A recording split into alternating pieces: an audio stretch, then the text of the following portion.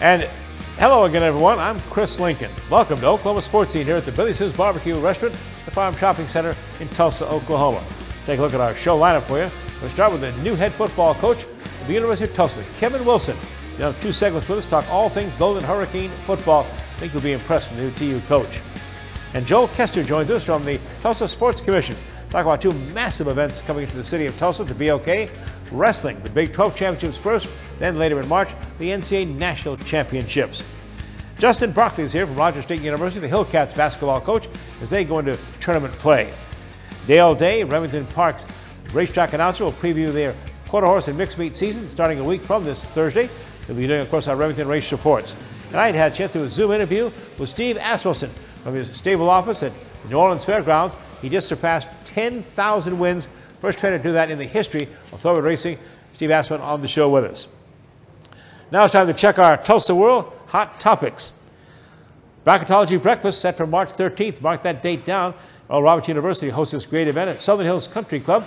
Breakfast starts at 7:30. Special guests will break down the NCAA brackets and give you an idea of who should be your teams to pick. The experts include Paul Mills, the current Oral Roberts University basketball coach, Hall of Fame coach Ted Owens, the University of Kansas, and we'll also have the NCAA Selection Committee head Tom Burnett, then a Zoom call with the bracketology man himself, Joe Lenardi. Regular college basketball season ends this weekend. Postseason tournament play will start. Teams looking for one of 68 NCAA tournament spots. Keeping our fingers crossed that Oral Roberts University wins that summer tournament and goes on to the NCAA. ORU, talk about them, perfect. That's what they are. Summer League play 18-0, finished off with 2 wins in South Dakota to wrap up the undefeated conference season. 69-65 win over South Dakota State. They now have a 27-4 record, their best since the 89-90 season. Now, if they get a chance to sweep this postseason tournament, they'll go on to get the automatic qualifying bid to the NCAA. Should they stumble there, still hope they get an NCAA bid, but if not, they're guaranteed to go to the NIT. Sooners softball back to #1. Boy, you shouldn't upset Patty Gasso and his young ladies. They were upset at Baylor last week for the first time in months, years, dropped from #2 to #1 in the national softball standings. That didn't last long. Out to a tournament in California and just beat the heck out of UCLA, who took over the new #1 spot. The final score, Oklahoma 14, UCLA nothing. A run rule in 5 innings of play. Sooners put together 20 hits, 6 home runs. They now improved to 13-1, and by the way, they're back to #1. Speaking of #1, OU's gymnastics team remains #1. Top-ranked Oklahoma women's team made history last week, a school record, 198.575 point total, winning over West Virginia in front of 6,200 fans at the Lloyd Noble Center. OU's score, by the way, is the best nationally this season, tied for the 5th best in the history of NCAA women's gymnastics. Sooners improved to 12-0 on the year, their 5th straight score of at least 198 points. They had 9 individual career high performances on the night, including perfect 10s from junior Catherine LeBessar and on the vault, and the sophomore Jordan Bowers on the floor. OU moved to 129-4, home under head coach KJ Kindler. She has not lost at Lloyd Noble Center since 2014. The ladies have won 67 straight matches. Arkansas track team, they're still as dominant as ever. #1 Arkansas totaled 125 points, 100.25 points to win the 4th consecutive SEC Indoor Track Championship. They're 26 overall in 32 years of competing for the SEC title. Combined with the women's victory that marks the 10th time Arkansas has swept both team titles, indoor championships, and overall the 33rd time for the Razorback men's and women's program. Oilers hockey update. Tulsa Oilers rallied with 3 goals in the final period on Sunday afternoon to defeat Rapid City 5-2, salvage one of their 3-game series there. Do some traveling now this next week. Tulsa goes for the first time on the road to Cincinnati. They're playing on the 1st of March, then they go up to Michigan for a 3-game weekend series at Kalamazoo. Next, at home for the Oilers, March the 10th and 11th, with Cincinnati coming here to the BOK Center.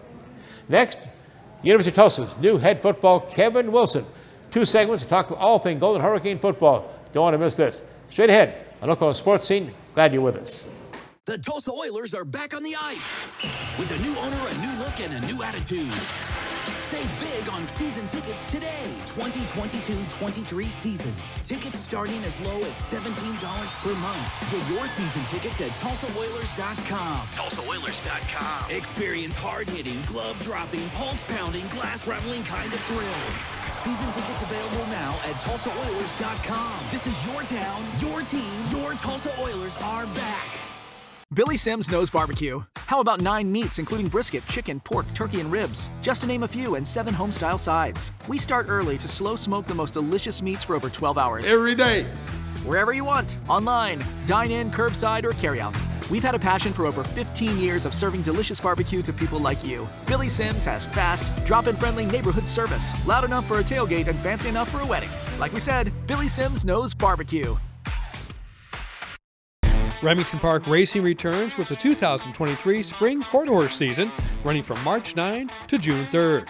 $1 million races, multiple Saturday programs featuring the best horses in big money action, and racing champions all competing throughout the season. The normal Remington Park Racing Week is Thursday through Sunday. First race at 6 p.m. nightly, Sunday afternoon racing 4 p.m. The top quarter horse paint and Appaloosa racing season continues through June 3rd at Remington Park. This episode is sponsored by Equity Bank. Athletes work hard day in and day out to improve their game. They put in time and effort to stay in shape and bring their A game for the big day. Our tellers do the same thing with banking. We work hard to serve our communities and keep your money safe. Equity Bank. We never forget it's your money.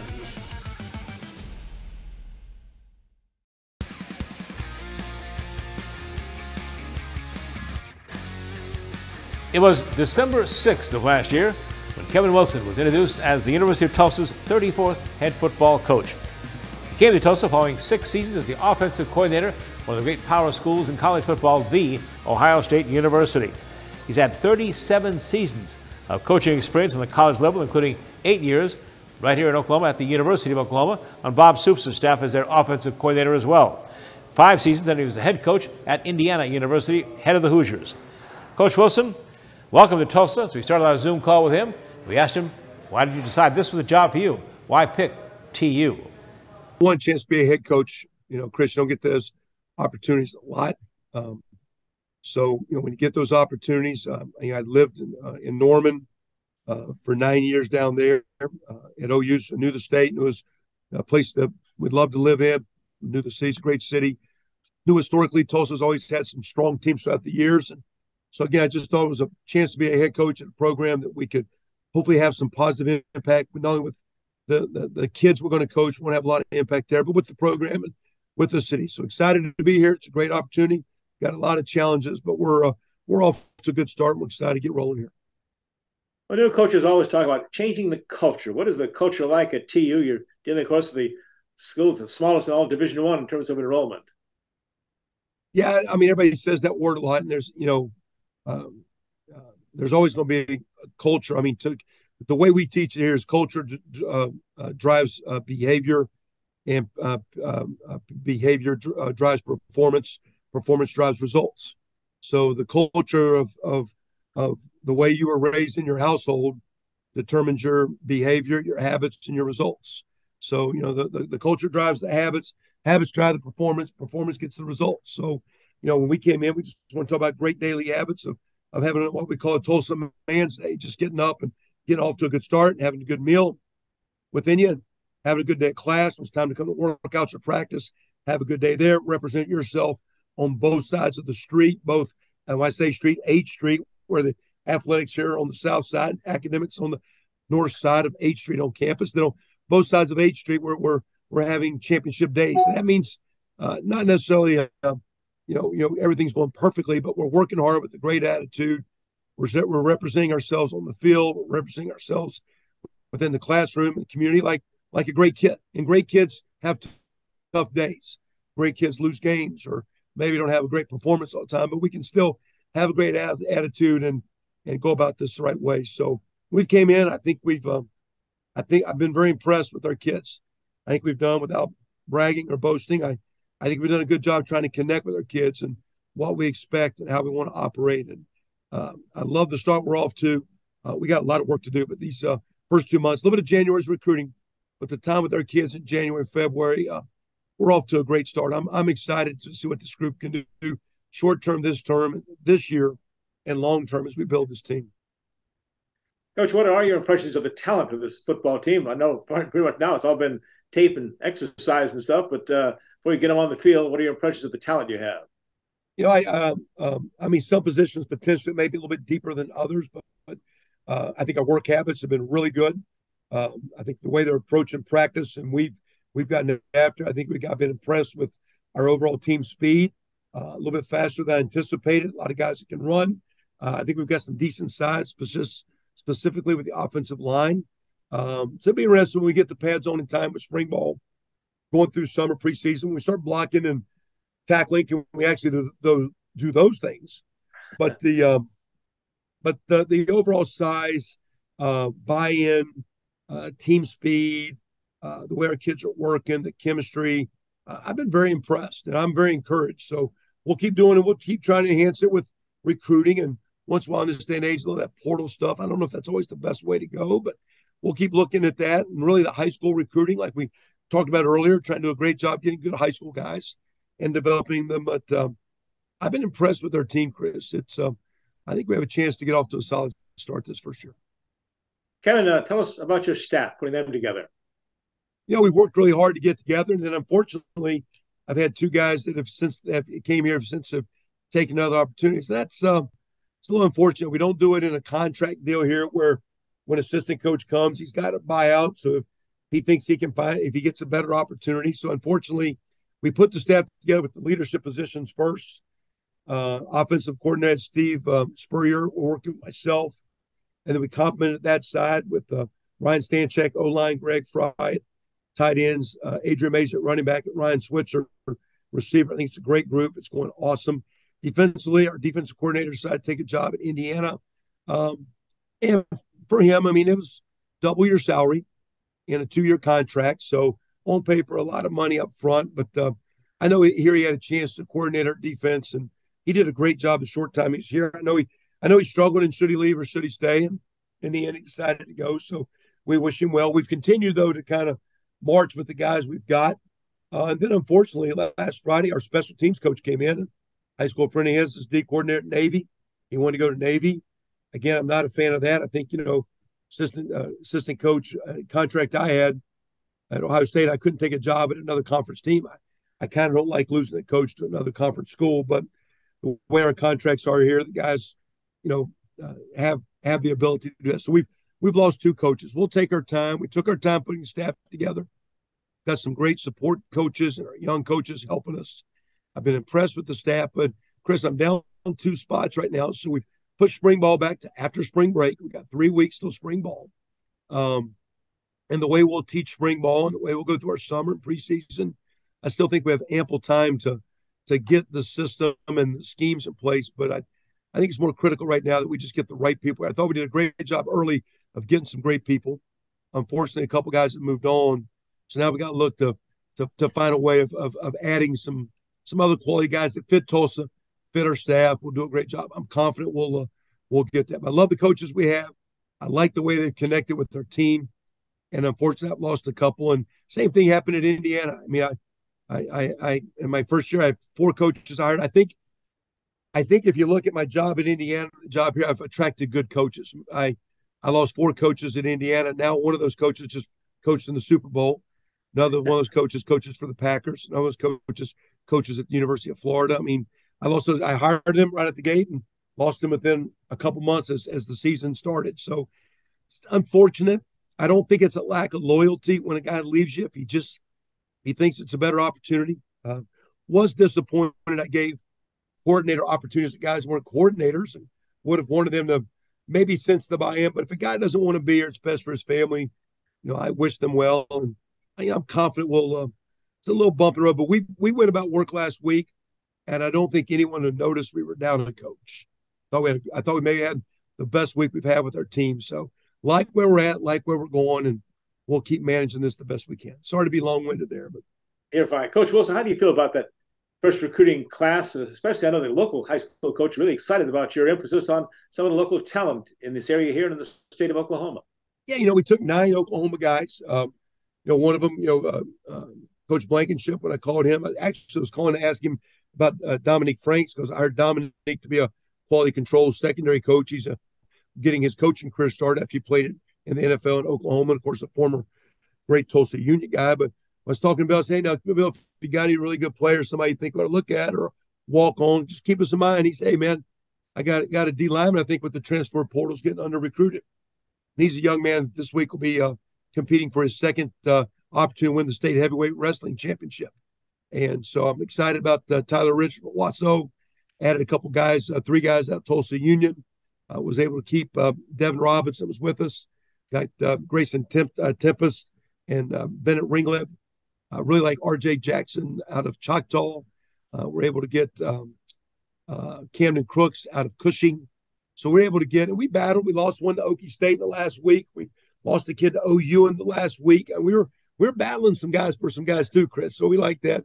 And then we got 3 transfers that 2 of them were Booker T players, and one's a former Bixby player in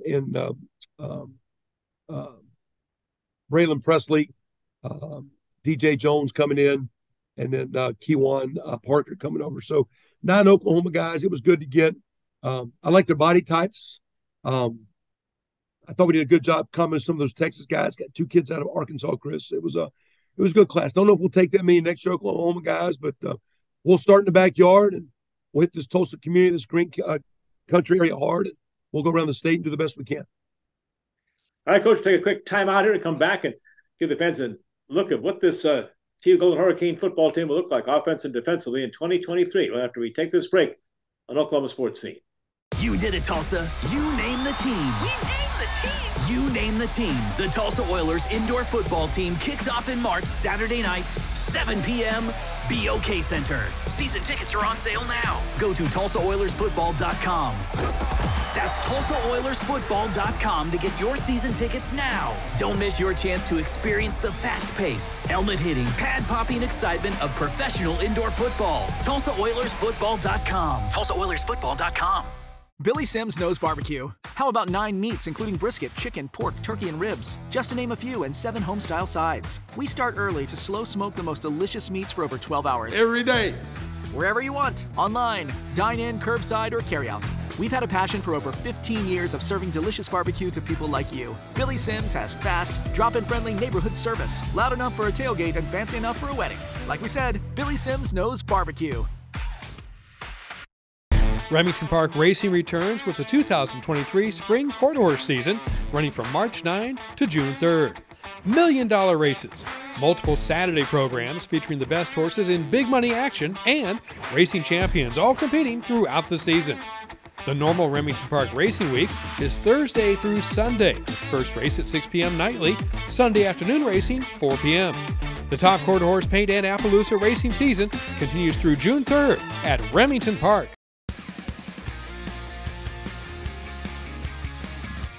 We're back on Oklahoma Sports Scene with the new head football coach of the University of Tulsa, Kevin Wilson, joining us in the office.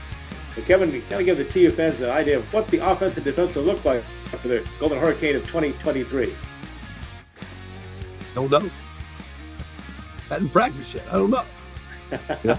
Better look pretty good, right? I was just talking with their defensive coaches, for example, myself as an offensive guy, and we're working right now with their staff. I'm trying to go really slow of putting things in because I think you just got to be careful of the foundation that you start with, because you're not building on a strong foundation, the house is going to crumble, if we're divided or all that. So I'm not worried about a lot of plays or schemes. I think we got coaches that know schemes and coach schemes, but we got, I'd like to think we're going to be a physical team, plays hard. I think historically always shown that wherever it's been for 30 years that we're going to, be physical and run the ball and hopefully play good run defense with that. Again, I'm an offensive guy, so I'm doing really hard to make sure our defensive guys, and like I said, we got a little glitch with defense coordinators. We iron it out, but just to make sure that, philosophically we're playing good run defense, we're running the ball, that we're really good. Because to me, I'm an offensive guy. We're not going to be a really good team if we don't play good defense. Last year we were 10th in the conference in run defense. I think we were third in pass defense last year. But if you can't play good run defense and stop the run, force people into long yardage situations, you're not going to be a really, really good team. So can we play good defense? Can we play good run defense? That's program goal 1, is playing good defense. Part of playing good defense is that your offense gets a couple first downs And if they bog down, at least punt them deep, and you make the defense play on a long field. Don't make the other team have a short field. So program goal one is we want to, even on an offensive guy, we need to be dynamic on defense. Number two, we need to be a team that takes care of the football. If you don't take care of the ball, you don't win. So we got to get hawking on defense. We got to take care of it on O. Number three, we got to score touchdowns, and we got to play good defense that doesn't give up big plays and touchdowns. The game's about scoring, and we got to be good in the kicking game. That's why I hired a special teams coordinator. So I'm an offensive guy. We've always had great offenses. I mean, my years in Indiana, where we were probably below average, the bottom of the pack in talent, we were top 1, 2, 3 in the conference in offense. But if you can't play defense with it, it doesn't matter, Chris. So we're going to work hard to be a complete team, to play well on both sides of the ball, but to play good defense, to run the ball, take care of the ball, take care of the quarterback, score those touchdowns, be good in the kicking game, and see if we can line it up and win some games. I think we got enough talent to have a good team, and we'll see if we can do that. We'll try to be multiple, but like I was just talking, I'm a little bit late to our interview because I was talking to the defensive coaches. Got lost track of time. I go, schemes are nice, but you win games with what you stand for. And so what do we stand for offensively? What do we stand for defensively? What do we stand for as a program? As a program, we're going to do everything we can to put our defense in good situations. We're going to do everything we can to score touchdowns. We're going to do everything we can to take care of the ball, and we're going to do our damnedest to be good in the kicking game. Coach, tell us about your 2023 schedule. You start at home September 2nd, Arkansas Pine Bluff, and then, bam, right into a couple of Power 5 teams at Washington. Then Oklahoma comes to Chapman Stadium there on the 16th of September. Yeah, and then we go up to Northern Illinois for week 4, and then we come back with 4 conference games, 4 away games. It's kind of for the most part in every other home away kind of schedule. We do have an open date that I think we're going to play one of our home games on a Thursday night. I do like the fact we do have our 2 Thursday night games at home, so that doesn't hinder us with weekday travel and classes and all that deal. We do have a short turnaround going from playing Northern Illinois on an away trip and then coming back playing Temple, I believe, on a Thursday. We do play the Owls 3 weeks in a row. We have the Temple Owls, we have the Rice Owls, and we have the Florida Atlantic Owls. So we got a flock of Owls coming in here 3 weeks straight, which is the first in my career to play the same mascot 3 weeks in a row. So we'll be looking forward to that challenge. But, moving forward, we've always played the Power 5 teams, and that's nice. I will say this, in this day and age of college football, you don't have to play the big name team to get a good check. One of the reasons we play those is we'll get a decent payday, although this year, Oklahoma coming here. I know years ago, my first game at Oklahoma in 2002 was here on a Thursday night, Skelly Stadium, season opener. And so I've been to Skelly a couple times, and I know the administration, I know Mr. Castiglione always like to maybe play a 2-for-1 game and have a game here for both the Sooner fans in the area, but it's nice to have that game on our field for our fans and our folks, and hope we can outblue them that game, not have a lot of, we need to jack the prices up that game for the visiting crowd for sure. But we're looking forward to that one. That'll be fun. Washington Coach DeBoer did a great job year 1. He's always been a great coach. So we're looking forward to that. I think going forward, Chris, I think we can look to play those type teams. But in this day and age with the TV revenue, you can get the same payday by playing some of those teams that aren't necessarily always the powerhouses. I know some people say, well, you worry about I don't worry about getting guys hurt. The greatest way that we can get someone hurt right now is called either using these little scooters that ride around campus and it can fall off, or it's that use of that cell phone while our kids are driving. Yeah. So I'm not worried about an injury. Injuries can always happen. They're part of our game. What you do worry about is games where you feel like your team is matching up and the team feels excited. I know 2 years ago at Ohio State, I think the Golden Hurricane had 501 yards of offense. I think it was a 3 or 7 point game going into the fourth quarter. So we historically have played those games, played well, looking forward to those challenges, but really looking forward to a great conference slate as well. And so we're excited about the 6 home games we have in the schedule coming up, Chris. Coach, looking forward to it. A great season. The TU fans get out there and support the Golden Hurricane. Get those season tickets now, and all kinds of good prices for you there. Coach, thank you for your time. We're going to get ready now to talk some wrestling, as we got Big 12 and NCAA wrestling championships coming to Tulsa when we come back on Oklahoma Sports Scene. You did it, Tulsa. You name the team. We name the team. You name the team. The Tulsa Oilers indoor football team kicks off in March, Saturday nights, 7 p.m., BOK Center. Season tickets are on sale now. Go to TulsaOilersFootball.com. That's TulsaOilersFootball.com to get your season tickets now. Don't miss your chance to experience the fast pace, helmet-hitting, pad-popping excitement of professional indoor football. TulsaOilersFootball.com. TulsaOilersFootball.com.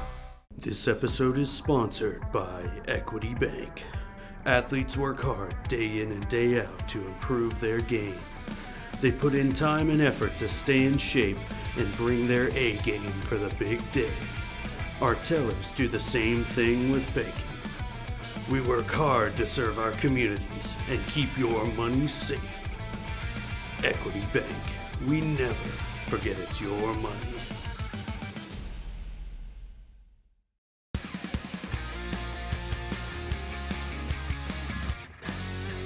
And we welcome you back to Oklahoma Sports Scene here inside the Billy Sims Barbecue at the Farm Shopping Center in Tulsa, Oklahoma. Joined now by our guest, Joel Koester. He is the man who is in charge of the Tulsa Sports Commission. What a job they have done, bring great events to Tulsa, including the month of March is Wrestling Month in Tulsa. Joel, congratulations. Talk about the events coming up here. It's big-time wrestling. Appreciate it. Yeah, no, we're excited. This is a monumental month that's coming up for Tulsa. The largest month of wrestling in state history, which we're kicking off with Big 12 Wrestling Championships. That same week, which is this week, we're home to World of Wrestling, which will bring over 3,000 youth wrestlers from all over the United States. I believe just 46 states will be coming in, wrestling at the Cox Business Convention Center, right across from the BOK Center. And when those folks wrap up every day, we've planned it out so that it's in between sessions. They can come over, take in Big 12 championships that's taking place across the street. Then, of course, the Big 12 championships. And the Big 12 championships, March 4th through the 5th. Big 12 certainly well represented. It's a different makeup than the other conference teams usually when think of football, basketball, things like that, Joel. Yeah, it's interesting. When you look at the makeup of all of the teams that are taking place and competing in Big 12, a lot of them are affiliate schools. Right. So you'll see non-traditional Big 12 schools wrestling with the addition this year of the 13th team, which is going to be Cal Baptist. So we're really excited to welcome all these student athletes to Tulsa this first week in March. And then, we're gearing up for what you see behind me here, but the NCAA D1 Men's Wrestling National Championships is just coming to Tulsa. So, again, really exciting stuff that's happening here. NCAA Championships, March 16th to the 18th. We'll talk more about that in a moment. But first, I noticed the Big 12 has garnered 65 pre-allocations for the Division I Wrestling Championship. That's right. And the NCAA Division I Committee, the Big 12 received the second most on the Division I conferences, received a minimum of 4 allocations to every weight class, the highest being they have 8 wrestlers in both the 165 and, hey, I can wrestle here, 285-pound weight class. I know, we're in. A lot of Big 12 wrestlers. Huh? Great There's no doubt. Listen, we talk about this all the time. Yeah. Not only Oklahoma, but Big 12, we are wrestling. Between us and the Big 10, that's really kind of the wrestling sweet spot. But this year alone, you look at some of the outstanding wrestlers, not only on OSU, especially the second half of the season here, but OU, and then obviously Missouri is wrestling really well again. Iowa State's really kicked it in the gear. It's going to be an exciting championship this year. I think it's going to come down to the wire. Again, March 4th and 5th, that's the Big 12 championships. Oklahoma State always has something to say about that, obviously. The background of the Cowboy Wrestling program John Smith is just incredible. The Cowboy Wrestling team is the most successful, not just Big 12, but in the history of Division I college sports of any sport. They've won more championships in wrestling than any sport or any other school in the country. They have 53 conference titles, 34 national championships, 143 individual NCAA champions, and 483 All-Americans. Wow, what a program! It's hard to beat that resume, right? And Coach Smith elevates that team every year, and they're always in the mix. But I will tell you, come championship time, OU's right there as well. They seem to be very competitive when the pressure's put on. And again, you look at teams like Missouri and Iowa State; they're just dominating right now. So again, similar to last year's championship, we expected to be close, and right now we're anticipating record crowds. Ticket availability. Let's start first with the Big 12. How do we get tickets, and talk about the sessions, what time they start and everything? Sure. You can go to the BOK Center, their website. You can purchase your tickets through Ticketmaster. Single session tickets are still available. All session are available. Again, and you can just walk up and get tickets. We've got plenty of seats. But again, we're anticipating record crowds this year. One thing I will mention, we're doing a really cool fan activation outside of the BOK Center with live entertainment, libations, and some fun stuff as well. So come down ahead of time, take in the festivities, especially in between sessions as well. Then 2 weeks after that, as the Big 12 Championship wraps up, in come the big boys. It's the NCAA Men's National Championship. No bigger event in all of college wrestling. Again, March 16th, 17th, 18th, the 92nd edition. Yeah, we're this has been a labor of love for Tulsa for a long time. You know, this stuff just doesn't happen. It just doesn't come to Tulsa. And, you know, one of the things I always tell people, Chris, that, you know, it takes a long time to build into a championship like this. And what I mean by that, Tulsa's been building their resume for this Nationals for a long time. It's starting with Oklahoma USA Wrestling, Zach Randall, big shout out to him, and everything that his youth organization is doing to grow wrestling in the state. Everything our universities have done from OU to OSU, even some of our D2 institutes. And, you know, furthermore, the Rollers, Jack Roller, Shane Roller, all of their work they've put into growing wrestling and their passion here in not only Tulsa but Oklahoma has afforded us the opportunity to go after things like Big 12 wrestling championships, go after NCAAs. And it's been exciting to see this sport just thrive here. You know, we're really excited to see the women's side as it's been taken off as well. But again, all of these things I just mentioned have led into us getting this championship. And again, I can't thank Oklahomans enough because, listen, this is as much your championship as it is Tulsa's, and we want everyone to own it. And you know what? NCAA already knows it, and everyone knows this is going to be a great championship. Joe Koester is the head of the Tulsa Sports Commission. The guys that ramrod this, put it all together for us. I was really surprised. This is the 12th time the state of Oklahoma has hosted the NCAA Championship Wrestling, but the first time Tulsa's hosted it. That's right. You know, it's been a long time coming. Like I said, this has kind of been what we've been building up to. You know, all those things I just mentioned have really led into this. But finally, Tulsa is in a position, not only from an economic development standpoint, we finally have enough hotel rooms. We finally have enough restaurants. Our downtown is booming. I mean, we've really established Tulsa into one of the top 20 sports destinations in the country. And this just shows the hard work that we've put into it. And again, it really, if you didn't know, this championship is one of the top 5 producers for revenue for the NCAA. I mean, it's punches way above the weight class that people think wrestling is. This will bring over 20 to 25,000 people to town for over 5 nights that third week in March, and it's going to be exciting to see. How about the economic impact on the city of Tulsa in this area here, Joel? Sure. For this one event, right now, you know, we'll release a full report after the fact, but currently we're looking at between $17 and $25 million of economic impact from one sporting event. The Big 12 Wrestling Championships, the World of Wrestling that same week, this week, March 4th to the 5th. We're looking at about $5 to $6 million of impact through sporting events. That was interesting. City of Tulsa now has 17,000 hotel rooms. Of that, more than 16,000, you said, have already been sold out, right? We're getting close, yeah. We're almost at our capacity. You know, we've been telling people this is almost as big, if not bigger, than the PGA Championship. You know, a lot of these folks are traveling in from all over the United States. I can tell you I've been working with the alumni groups over the last few months. They're already have their locations and bars picked out where they're going to set up camp. And it's going to be a really exciting time. You know, not to mention a few other items that are taking place in our downtown. You know, we've got that Friday is St. Patrick's Day. So we've got a lot happening in our downtown. But again, Tulsa is ready. We've been working on this championship for 2.5 years. We've been working with all of our stakeholders in and around the downtown, the hospitality. We've got a lot of cool activations planned for the fans. Joe Koester, the head of the Tulsa Sports Commission, congratulations on getting this big event here. Thank you. There it is, the championship trophy they'll be wrestling for. That's the NCAA Championships. That is coming up in about 2 weeks, right? Yes, sir. And then we have the Big 12 Championships, the 4th and the 5th. And then March 16th, 17th, 18th, NCAA Championships. Good luck getting tickets for that one, right? It's tough. Oh, well, I will say for NCAA's, there are tickets still available for sessions 1 through 3, single session. All session currently, we're basically at a sellout capacity, especially on the suites inside the BOK. But there are some single session tickets. If people are interested currently, you can go to the NCAA's championship website, to the event website, and purchase your single sessions for sessions 1, 2, and 3 are still available. Joel, thanks for joining us. Thank you. We're headed back in a week or so, right? Yeah. Talk more about the Appreciate NCAA tournament here. Big 12 coming up. Again, a lot of wrestling down at the BOK, so join us for that. Come right back, talk some basketball with Justin Barkley, head basketball coach of the Hillcats of Rogers State University. The Tulsa Oilers are back on the ice. With a new owner, a new look, and a new attitude.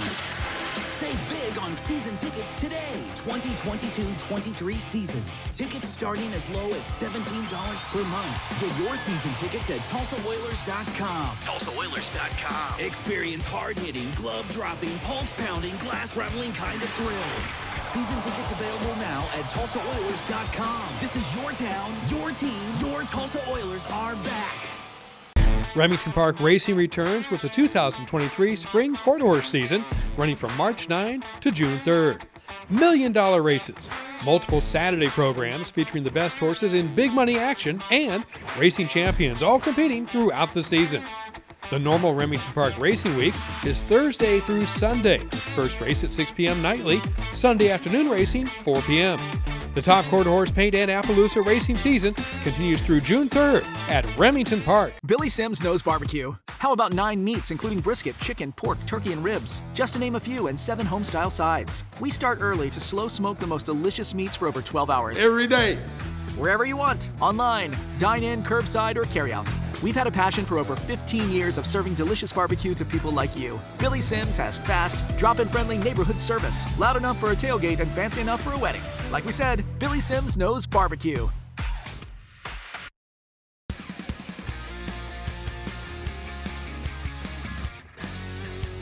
And welcome back into Oklahoma Sports Scene. Welcome in Justin Barkley, a friend of ours.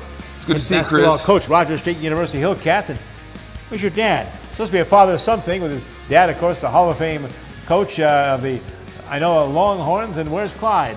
Well, he's a little under the weather. I think it's a little the springtime change in the air and what's going on. But he's just trying to get healthy for this weekend. Okay, he got area basketball games, right, for his Longhorns? He does. He had a tough loss against the #1 team in the state, Kingfisher High School, and he'll bounce back this week and hopefully be ready to compete. You got a busy tournament time coming up, MIAA, and of course, once again, Rogers State heading there to Kansas City. Yeah, it's a big opportunity for our guys. You know, it's 22 league games over the last 2 to 3 months.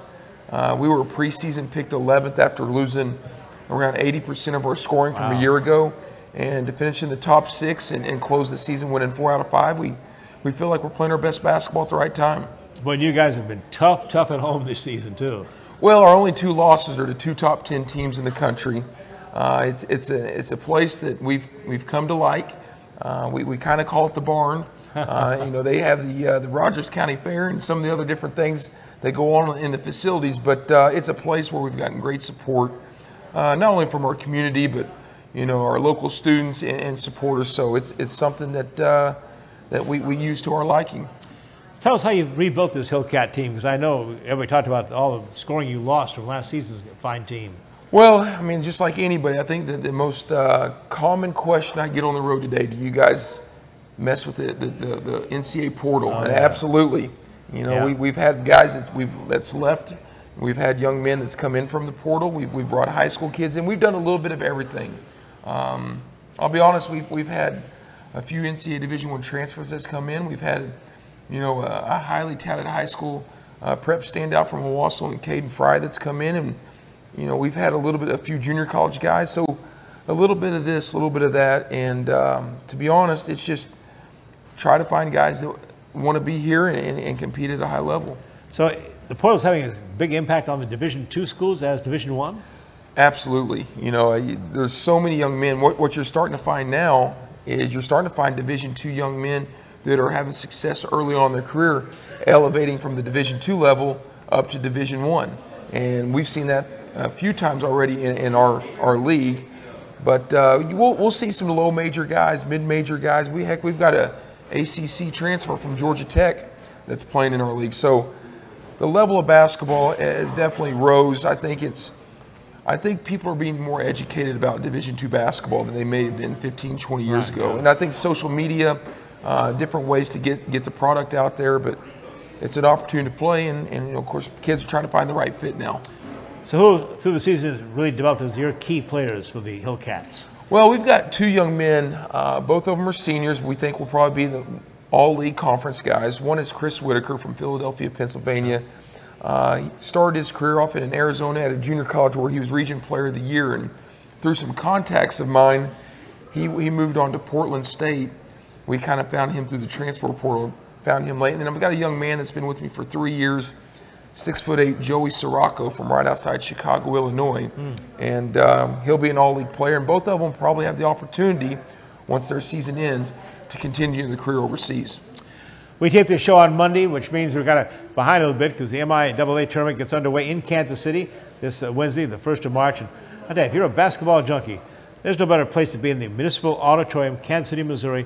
What a great history and just nonstop basketball. Well, you couldn't have said it better. It's actually hosted the most Final Fours in the history of Division I Final Fours. John Wooden's won a few Final Fours there. Gosh. So as soon as you walk in the facility, you can feel the history. It's a great basketball town, as we all know, from the Big 12 tournaments that are hosted there, the NEI National Tournament. We're excited. I know that the city will definitely support us and we'll have a good turnout. Well, maybe Division II, but I don't think any Division I team wants to schedule Northwest Missouri State. Boy, what a power they are, huh? Well, they've won the last 4 out of 5 NCAA Division II national tournaments.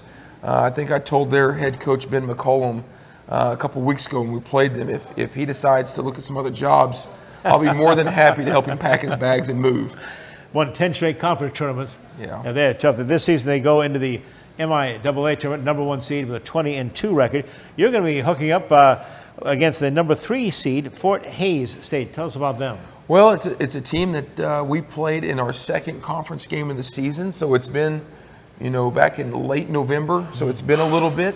I think both teams have changed a little bit. To me, I like the matchup for one. It's somebody new. It's not someone you played real recent. Right. So I think it's an opportunity to kind of hit the reset button.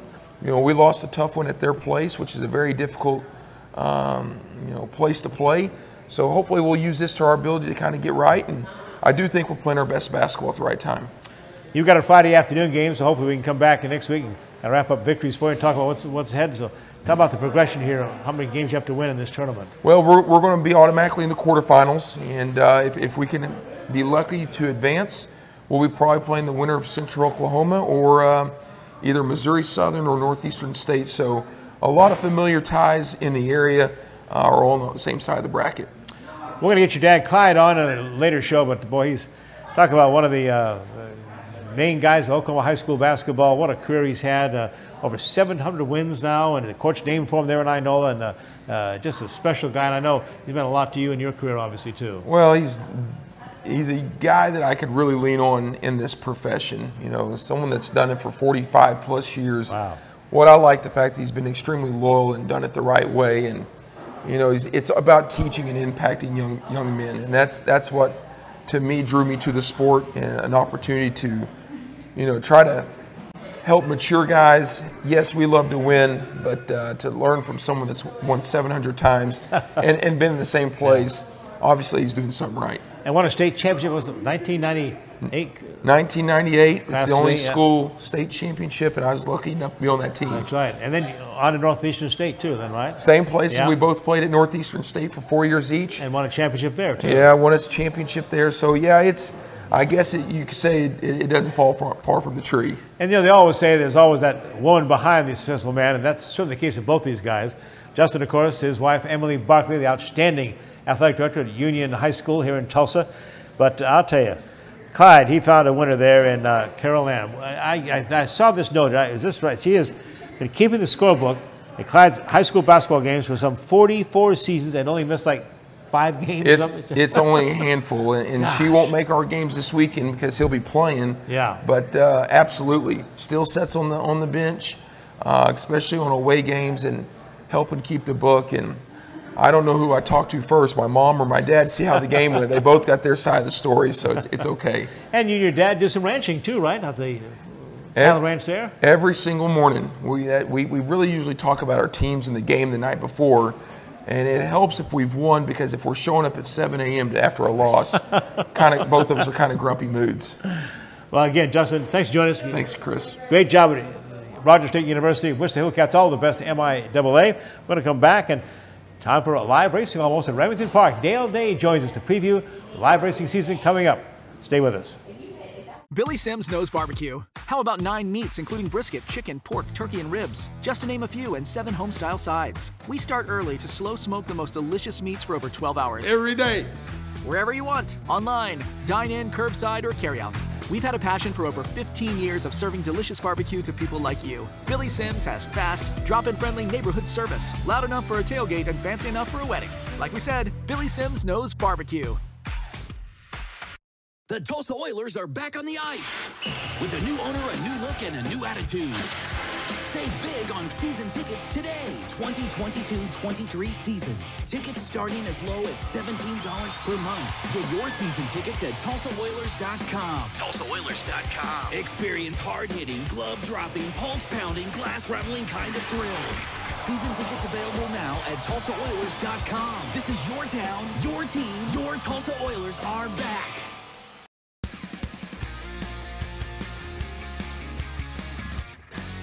Thanks for coming back with us to Oklahoma Sports Scene here at the Billy Sims Barbecue Restaurant in the Farm Shopping Center in Tulsa, Oklahoma. 1 week from this Thursday, March the 9th, live racing returns to Remington Park. It's the track's championship mixed breed and quarter horse meet. Dale Day will be calling the races as he always does. Dale Day also does our Remington race reports. We talked to him earlier by Zoom call at his office there at Remington. And Dale, it's almost post time. It's been a fast off season. We get things underway March 9th. We ended thoroughbred season December 17th, I believe was the day. So a little bit over 2 months, about 10 weeks. But we get rolling on a Thursday night, and the season, 50 dates in length, will go all the way through June 3rd, which is a Saturday, and that'll wrap things up with our Champions Night. That is always the richest race card we run throughout the year period in Oklahoma City as far as Remington Park is concerned. About $2.4 million in total purse money that night, featuring basically nothing but grade one events throughout the course of the night. The Heritage Place Futurity, W. Shaw Remington Park Championship, the Heritage Place Derby, and the Heritage Place Oaks, which of course is now a new thing in quarter horse racing. They've changed the landscape a bit for the 3-year-olds. Instead of just running everybody in Derby regardless of what their sex is, now they've opened up to an Oaks format for 3-year-old fillies. So that's become very popular. Remington Park has started that as well with the Heritage Place Oaks. We will also have the Remington Park Oaks this year in April for the Oklahoma bred. So a lot happening, but we have to get it rolling first on March 9. And to get those big money races and quarter horse racing, most people understand you have to qualify through trials usually. So that means trials competition on opening weekend for the historic Oklahoma Futurity, Derby, and more. So a lot happening, and hopefully all the tornadic activity we had in the last 24 hours, that's out of the way. We don't have anything like that for the rest of the season, and it looks like we dodged the bullet. Didn't have much of a winter, so we're pretty much set to go. Well, it's also a mixed meet. Tell us what that means. What other horses will be running?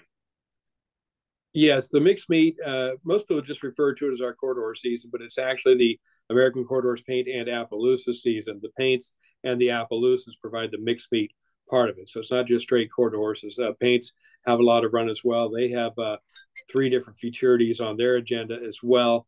And then the Appaloosa breed competes also. They're also involved in those paint futurities, paint and Appaloosa futurities, if you will. They've kind of combined those up.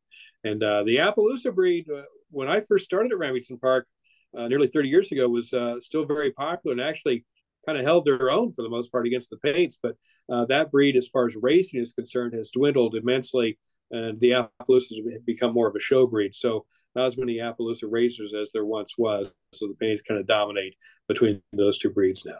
I'd have the quarter horse meet, though, Dale. You think quarter horse racing used to think of Ruidoso Downs, Los Alamitos, but Remington Park has gone to the top of quarter horse meets in the nation. Yeah, we'll have over $6 million in total stakes money purses roughly this season for our 50-day season. Ruidoso Downs still gets a lot of hype because of what they do with their futurities, which they run. I think they're up to about $6 million on those futurities now. But as far as their overnight schedule, it doesn't really compare with what we run with here.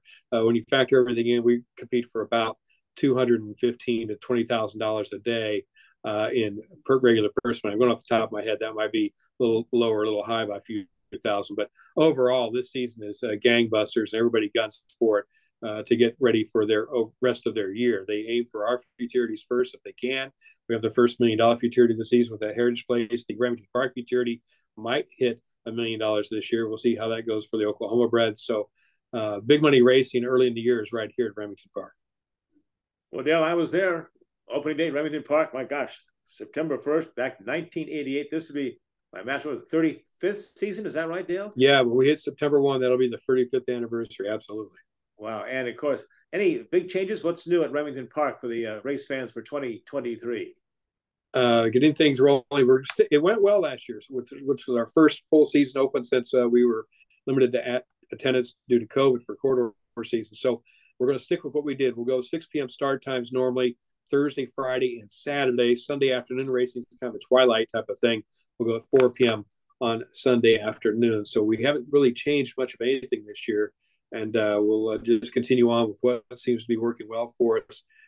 Fans of our online game, we'll start that back up on Oklahoma Futurity Night on March 25th. It's the Easy Money Chase. You can log on to that website. It's easier to do it by just going to remingtonpark.com and click on the gold button at the top of the screen. It's a free online game we do, and we've been doing it now for, I think, 10 years.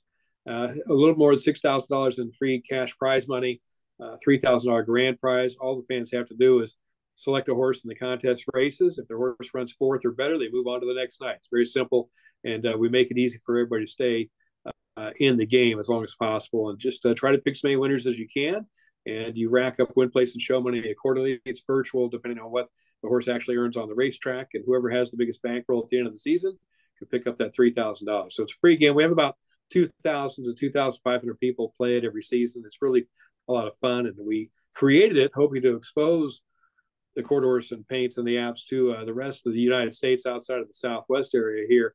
And we achieved that. Most of the people that win in this game have addresses in New Jersey and New York, which I think to this day they've never run a quarter horse race. So it's worked. They exposed them. They played the free game, and we'll get the emails back saying, I've watched your races now at night, and I actually start playing through my account ways to play. So that's kind of why we did it. We wanted to get a little more reach outside of Oklahoma and Texas and New Mexico and even Southern California. We think we did that. Live racing returns Remington Park, March the 9th, post time 6 p.m. for the quarter horse mixed meet. Dale Day will have his first Remington report next week. Dale, thanks for joining us. By the way, we're going to be joined right now by a friend of yours and all-time leading trainer at Remington Park, Steve Asmus, to talk about a milestone for him. Steve, congratulations on 10,000 winners. What a milestone. Well, thank you very much. Obviously, I'm extremely proud of the whole team, and just a lot of ground covered for quite a long amount of time. I saw a stat, hard to believe, that means winning a race a day for 27 straight years. Somebody sent that to me, and I was awfully impressed with that. If nothing else, at least we don't give up. If nothing else, you certainly have a national stable. How many horses in training? How many different tracks are you now, and where are you right now, and how many head do you have with you now? We're located at 5 places. Have a few over 200.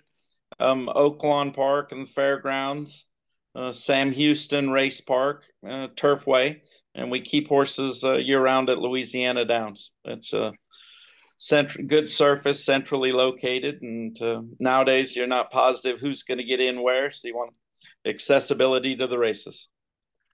Well, that milestone came at Oaklawn, where you're moving to the top there, their rankings. You're number 1 trainer at all-time Remington Park, but that was February 20th. The race, 3 3/4 length victory by Bet He's Ready. I know you're ready to get that milestone taken care of. We were stuck on 9,909. I think 18 starts, probably 5 or 6 seconds in there, but I thought it was extremely appropriate that a horse named Bet He's Ready won it, for Mike McCarty. Just, we trained for him for 22 years, and how appropriate it was. I was very fortunate that Julie and the boys were in attendance, and Keith there and drove over from Baylor, and Eric were all there to celebrate the victory. Well, Steve, it's Triple Crown time. What candidates do you have pointing towards the Kentucky Derby? Well, right now with Red Route 1, he was second in the Southwest, second in the Rebel, closed a lot of ground. We're obviously, a nice, talented son of Gun Runner, a homebred, Winchell Thoroughbreds, came out of the Rebel in great shape. And we're very excited with the Arkansas Derby, with him at 1 1/8 miles. And then, of course, the Kentucky Derby itself at 1 1/4 miles, the way that he's finished up his last 2 races. Hall of Fame trainer Steve Asmussen joining us from his stable office there in Orleans Fairgrounds. Steve, thanks for taking the time. I'm going to come back with my closing comments, my Equity Bank's 2 cents worth right after this. This episode is sponsored by Equity Bank. Athletes work hard day in and day out to improve their game. They put in time and effort to stay in shape and bring their A game for the big day. Our tellers do the same thing with banking. We work hard to serve our communities and keep your money safe. Equity Bank. We never forget it's your money. You did it, Tulsa. You name the team. We name the team. You name the team. The Tulsa Oilers indoor football team kicks off in March, Saturday nights, 7 p.m., BOK Center. Season tickets are on sale now. Go to TulsaOilersFootball.com. That's TulsaOilersFootball.com to get your season tickets now. Don't miss your chance to experience the fast pace, helmet-hitting, pad-popping excitement of professional indoor football. TulsaOilersFootball.com. TulsaOilersFootball.com.